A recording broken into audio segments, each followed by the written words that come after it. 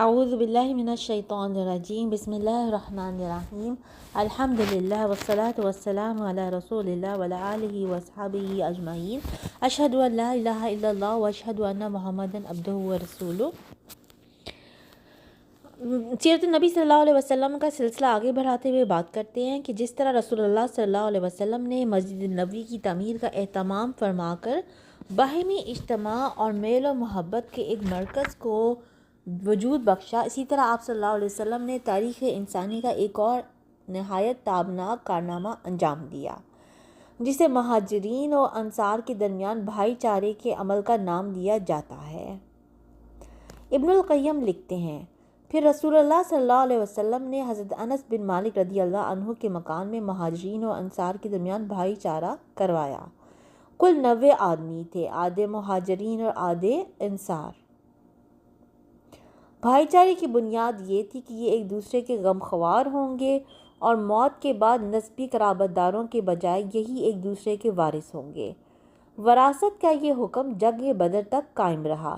پھر یہ آیت نازل ہوئی کہ نسبی قرابت دار ایک دوسرے کے زیادہ حقدار ہیں، یعنی وراثت میں۔ رسول اللہ صلی اللہ علیہ وسلم نے اس بھائی چارے کو محض کھوکھلے الفاظ کا جامہ نہیں پہنایا تھا، بلکہ اسے ایک نافذ العمل عہد و پیمان قرار دیا تھا جو خون اور مال سے مربوط تھا۔ یہ بھائی چارہ جو ہے، اس کے بارے میں صحیح بخاری میں مروی ہے کہ مہاجرین جب مدینہ تشریف لائے تو رسول اللہ صلی اللہ علیہ وسلم نے حضرت عبد الرحمن بن عوف رضی اللہ عنہ اور سعد بن ربیع کے درمیان بھائی چارہ قرار دیا۔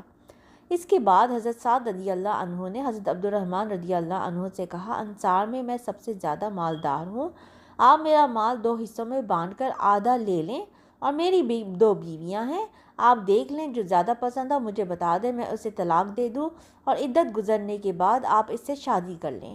حضرت عبد الرحمن رضی اللہ عنہ نے کہا، اللہ آپ کے اہل اور مال میں برکت دے، آپ لوگوں کا بازار کہاں ہے؟ لوگوں نے انہیں بنو قینقاع کا بازار بتلا دیا۔ وہ واپس آئے تو ان کے پاس کچھ فاضل پنیر اور گھی تھا۔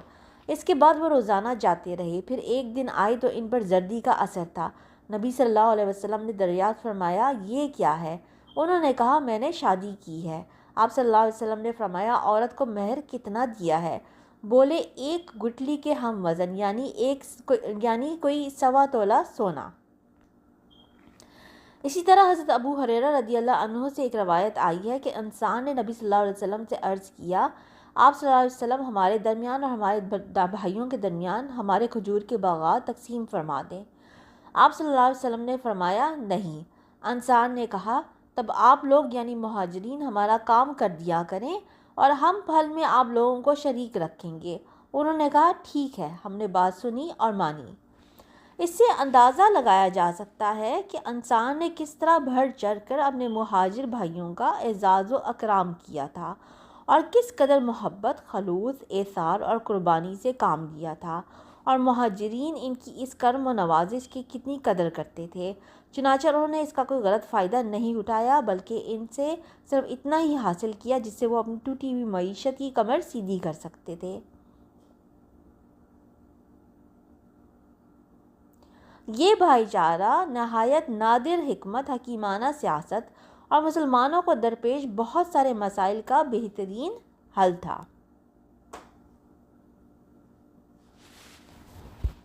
ٹھیک ہے، اب جو ہم نے ہجرت کے بارے میں ساری تفصیلات پڑھی ہیں، اسے ہمیں اندازہ ہوتا ہے کہ جب اللہ کی راہ میں نکلو تو مشکلات بھی پیش آتی ہیں، مگر اس وقت گھبرانا نہیں چاہیے، بلکہ اللہ سے ہی مدد مانگنی چاہیے۔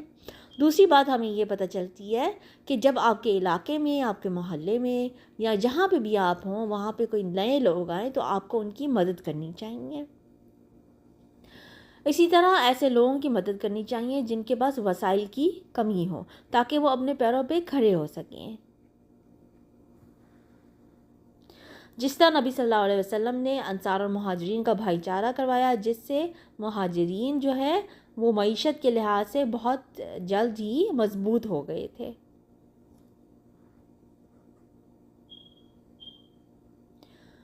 سبحانک اللہم و بحمدک، اشہد ان لا الہ الا انت، استغفرک و اتوب الیک۔